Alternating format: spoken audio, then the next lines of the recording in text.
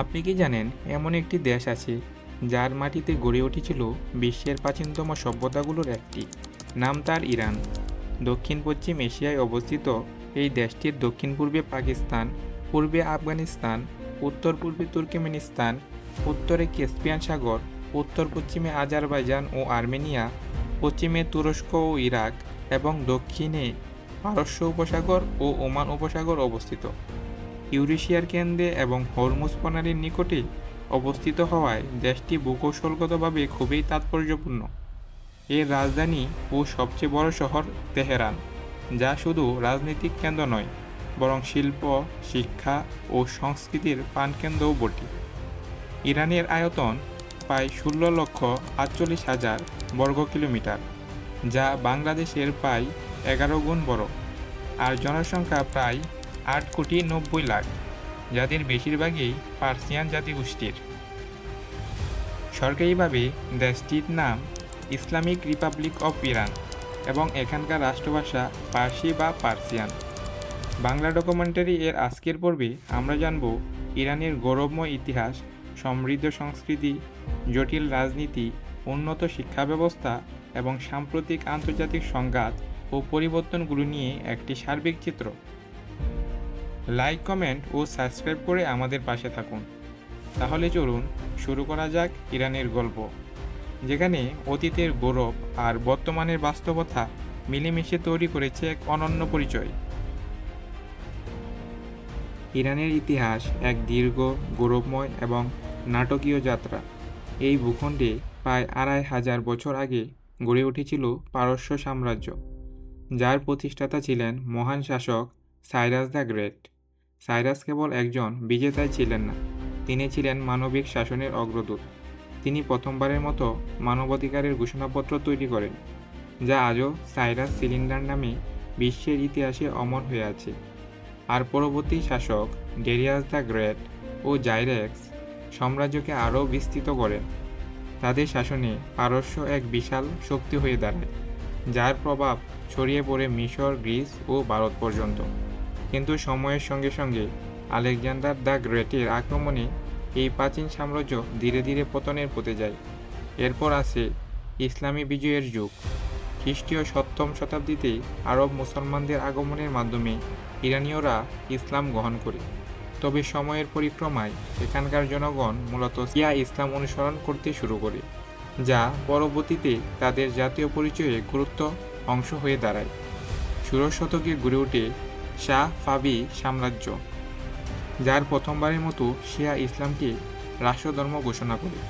এই সিদ্ধান্তই ইরানকে মধ্যপ্রাচ্যের অন্য মুসলিম দেশগুলো থেকে আলাদা করে দেয় এবং এখান থেকেই শিয়া ইসলামের কেন্দ্র হিসেবে ইরানের উত্থান শুরু হয়।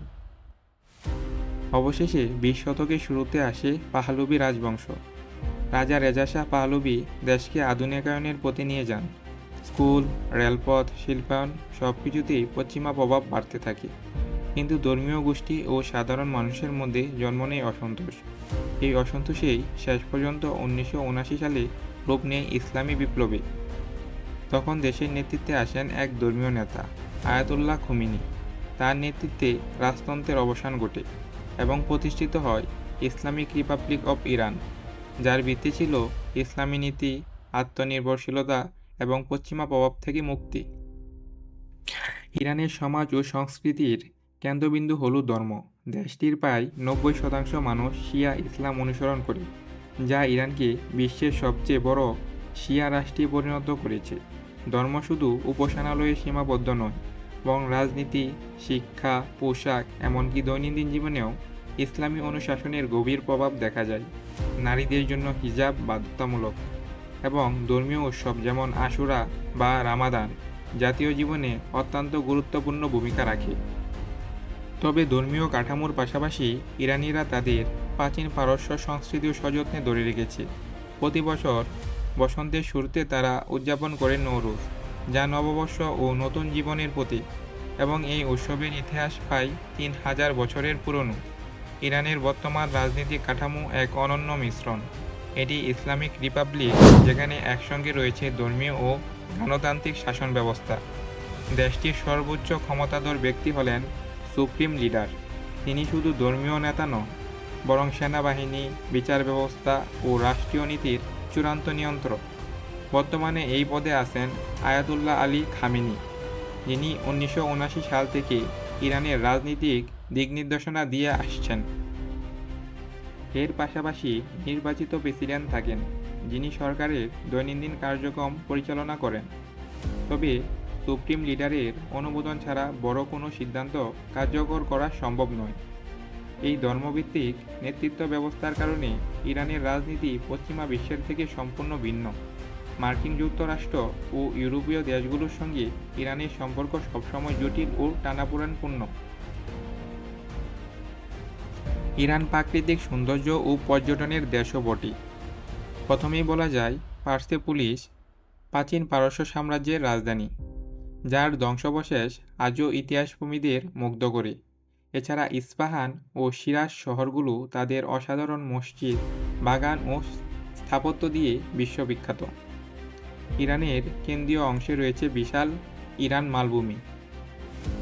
ইরানের গ্রামীণ জনজীবন দেশটির সাংস্কৃতিক ও সামাজিক বৈচিত্র্যের একটি গুরুত্বপূর্ণ অংশ। দেশটির জনসংখ্যার একটি বড় অংশ এখনও গ্রামাঞ্চলে বসবাস করে, যেখানে কৃষি ও পশুপালন মূল জীবিকার উৎস। এবার আসা যাক কৃষিকাজে। ইরানের কৃষি একটি গুরুত্বপূর্ণ পেশা, যদিও শুষ্ক আবহাওয়া ও পানির অভাব কৃষকদের জন্য বড় চ্যালেঞ্জ। সেচ ব্যবস্থার উপর নির্ভর করে এখানকার কৃষি টিকে আছে। বহু প্রাচীনকাল থেকেই ইরানিরা কানাত বা ভূগর্ভস্থ নালা পদ্ধতির মাধ্যমে পাহাড়ি এলাকা থেকে পানি এনে জমিতে ব্যবহার করে। ইরানের প্রধান কৃষিপণ্য হল গম, যব, তুলা, আঙুর, চাল ও পেস্তা বাদাম। বিশেষ করে পেস্তা উৎপাদনে ইরান বিশ্বের শীর্ষস্থানীয় দেশগুলোর একটি। এছাড়াও খেজুর ও জাফরান উৎপাদনেও ইরানের খ্যাতি বিশ্বজোড়া। পাহাড়, মরুভূমি আর উর্বর উপত্যকার এই মিশ্র ভূপ্রকৃতি ইরানকে দিয়েছে এক অনন্য পরিচয়, যেখানে কঠিন প্রাকৃতিক পরিবেশের মাঝেও মানুষ তাদের ঐতিহ্যবাহী কৃষি সংস্কৃতি টিকিয়ে রেখেছে।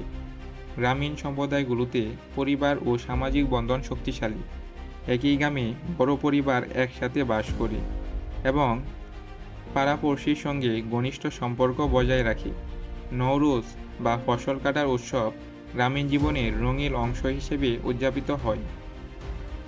ইরানের অর্থনীতি একদিকে যেমন প্রাকৃতিক সম্পদে সমৃদ্ধ, অন্যদিকে রাজনৈতিক চাপ ও নিষেধাজ্ঞায় জর্জরিত। দেশটির প্রধান আয়ের উৎস হল তেল ও প্রাকৃতিক গ্যাস। ইরান বিশ্বের অন্যতম বৃহৎ তেল উৎপাদনকারী দেশ এবং মধ্যপ্রাচ্যের দ্বিতীয় বৃহত্তম গ্যাস হিসাব তাদের দখলে। তেল রপ্তানি থেকেই দেশের বড় অংশের বৈদেশিক মুদ্রা আসে, যা বহু বছর ধরে ইরানের অর্থনীতির মেরুদণ্ড হিসেবে কাজ করেছে।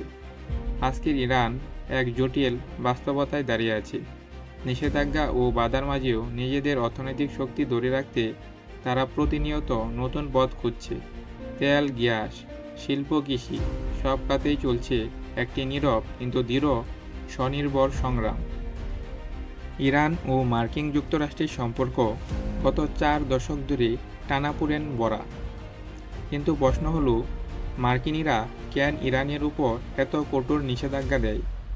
এর সূচনা 1979 সালের ইরানি ইসলামী বিপ্লব থেকে, যখন শাহ পাহলভীর পতনের পর তেহরানে আমেরিকান দূতাবাস দখল হয় এবং 52 জন মার্কিন কূটনীতিককে 444 দিন ধরে জিম্মি করে রাখা হয়।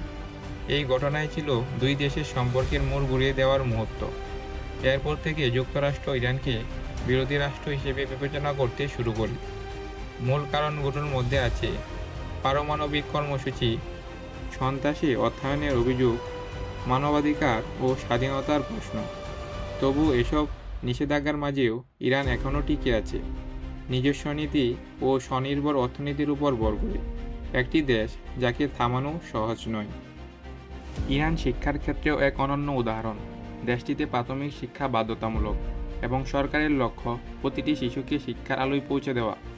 ইরানের উচ্চশিক্ষা ব্যবস্থা অত্যন্ত শক্তিশালী ও বিজ্ঞান ভিত্তিক। বিশ্ববিদ্যালয়গুলোতে বিজ্ঞান, প্রযুক্তি, চিকিৎসা ও ইঞ্জিনিয়ারিং বিষয়ে বিশেষ গুরুত্ব দেওয়া হয়। অনেক ইরানি বিশ্ববিদ্যালয় আজ আন্তর্জাতিক মানের গবেষণা ও সাফল্য দেখাচ্ছে। সবচেয়ে আশ্চর্যের বিষয় হলো, নারীদের শিক্ষায় অংশগ্রহণ ইরানে আশাতীতভাবে বেশি। অনেক বিশ্ববিদ্যালয়ে এখন নারী শিক্ষার্থীর সংখ্যা পুরুষদের চেয়েও বেশি। তবু জ্ঞান অর্জনের ক্ষেত্রে নারীরা নিজেদের অবস্থান সুদৃঢ় করে তুলেছে। ইরানের শিক্ষা ব্যবস্থা মূলত সরকার নিয়ন্ত্রণাধীন এবং পাঠ্যসূচিতে ধর্মীয় শিক্ষা একটি বাধ্যতামূলক অংশ। এই ব্যবস্থার মাধ্যমে ধর্মীয় মূল্যবোধ ও জাতীয় চেতনা দুই শিক্ষার্থীদের মধ্যে গড়ে তোলা হয়। ইরানের পারমাণবিক কর্মসূচি আজকের আন্তর্জাতিক রাজনীতির সবচেয়ে বিতর্কিত ইস্যুগুলোর একটি। ইরানের দাবি এই নিউক্লিয়ার প্রোগ্রাম কেবল শান্তিপূর্ণ উদ্দেশ্যে, বিশেষ করে বিদ্যুৎ উৎপাদন ও বৈজ্ঞানিক গবেষণার জন্য। কিন্তু যুক্তরাষ্ট্র ও পশ্চিমা দেশগুলোর আশঙ্কা ভিন্ন। তাদের অভিযোগ, ইরান গোপনে পারমাণবিক অস্ত্র তৈরির চেষ্টা করছে, যা মধ্যপ্রাচ্যের স্থিতিশীলতার জন্য বড় হুমকি হতে পারে। এই বিরোধ মেটানোর জন্য 2015 সালে হয় জেসিপিওএ চুক্তি, পুরো নাম joint comprehensive plan of action. এই চুক্তির মাধ্যমে ইরান তাদের পারমাণবিক কর্মসূচি সীমিত করার প্রতিশ্রুতি দেয়, আর পশ্চিমা দেশগুলো নিষেধাজ্ঞা শিথিল করে। কিন্তু 2018 সালে প্রেসিডেন্ট ডোনাল্ড ট্রাম্প যুক্তরাষ্ট্রকে এই চুক্তি থেকে সরিয়ে নেন। ফলে পুনরায় শুরু হয় কূটনৈতিক টানাপোড়েন ও অর্থনৈতিক নিষেধাজ্ঞা। ইরান সামরিক শক্তিতেও মধ্যপ্রাচ্যের একটি গুরুত্বপূর্ণ দেশ। 1979 সালের ইসলামী বিপ্লবের পর ইরান তাদের সামরিক কাঠামো সম্পূর্ণ নতুনভাবে গড়ে তোলে, যেখানে ধর্মীয় আদর্শ, আত্মনির্ভরতা ও জাতীয় নিরাপত্তাকে সর্বোচ্চ গুরুত্ব দেওয়া হয়।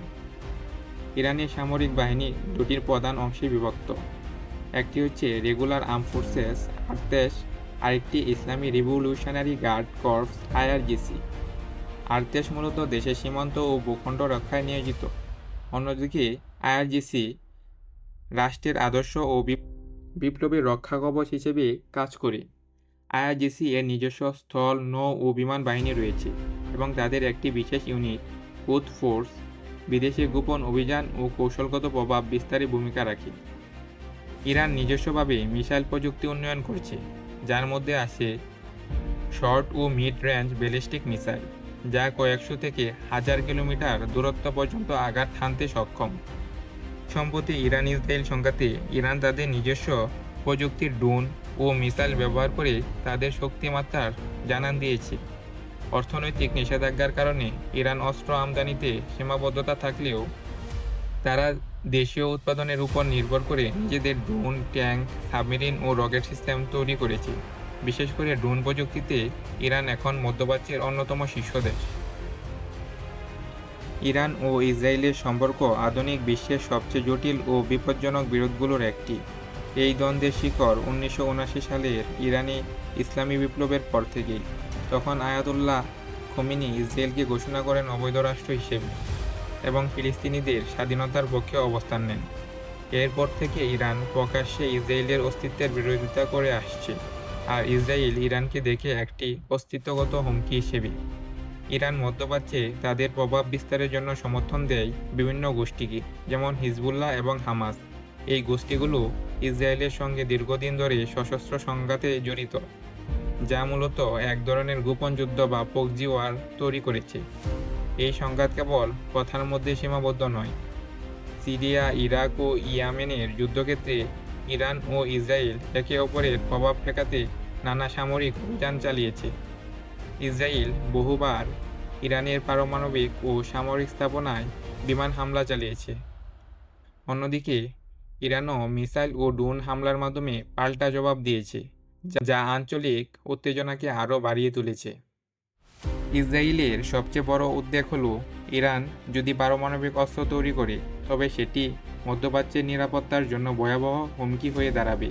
পরে দুই দেশের এই বিরোধ এখন শুধু সীমান্ত বা মতাদর্শের নয়, বরং পুরো মধ্যপ্রাচ্যের স্থিতিশীলতা ও বৈশ্বিক রাজনীতির ভবিষ্যৎ নির্ধারণে একটি নীরব কিন্তু বিপজ্জনক যুদ্ধক্ষেত্র হয়ে উঠেছে। ইরান একটি দেশ যা প্রাচীন পারস্য সাম্রাজ্য থেকে শুরু করে আজকে ইসলামিক রিপাবলিক হিসেবে বিশ্বে দাঁড়িয়ে আছে। ইতিহাস, সংস্কৃতি, ধর্ম, শিক্ষা, রাজনীতি এবং অর্থনীতি সবকিছুর মধ্যে মিলেমিশে গড়ে উঠেছে একটি বহুমাত্রিক জাতিসত্তা। ইরান শুধু শক্তিশালী সামরিক বা রাজনৈতিক দেশ নয়, বরং সংস্কৃতি, সাহিত্য, শিল্প ও প্রকৃতির সৌন্দর্যে ভরপুর। গ্রামীণ জীবন, নারী আন্দোলন, আধুনিক শিক্ষা ব্যবস্থা সবই এ দেশের বহুমুখী পরিচয়কে দৃঢ় করে। যদিও আন্তর্জাতিক সম্পর্ক, নিষেধাজ্ঞা এবং সংঘাতের কারণে চ্যালেঞ্জ আছে, তবু ইরান তার ঐতিহ্য, আত্মনির্ভরতা এবং সামাজিক শক্তির উপর ভর করে এগিয়ে যাচ্ছে। সংক্ষেপে, ইরান একটি দেশ যা অতীতের গৌরবকে ধারণ করে, বর্তমান জটিলতাকে মোকাবেলা করে এবং ভবিষ্যতের পথে নিজেদের অবস্থান সুদৃঢ় করতে প্রতিনিয়ত কাজ করছে।